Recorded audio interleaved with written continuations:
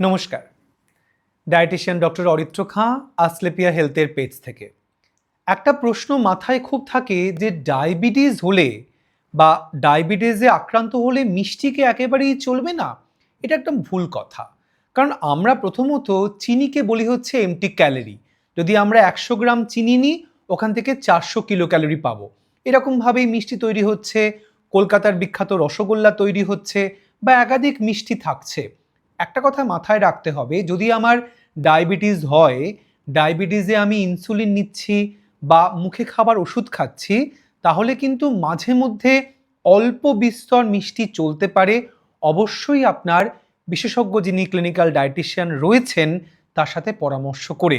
তবে একই দিনে আমি অতিরিক্ত জেলি খাবো, মিষ্টি খাবো, পায়েস খাবো, পিঠে খাবো, তাহলে কিন্তু আমার সুগার কন্ট্রোল করাটা কিন্তু খুব আমাদের সংকীর্ণ হয়ে যাবে। এবং তার সঙ্গে সঙ্গে মাথায় রাখতে হবে, মিষ্টি জাতীয় যে ফলগুলো হয়, অর্থাৎ অতিরিক্ত গ্লাইসেমিক ইন্ডেক্স, যেরকম আম বা যেরকম কলা, এগুলো কিন্তু অবশ্যই পরিমিতি ভাবটা মাথায় রেখে যদি খাওয়া যায়, তাহলে কিন্তু ডায়াবেটিসে কোনো অসুবিধা নেই।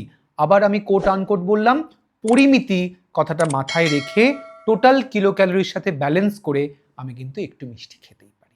ভালো থাকবেন, সুস্থ থাকবেন, আসলেপিয়া হেলথের পেজটা ফলো করবেন। নমস্কার।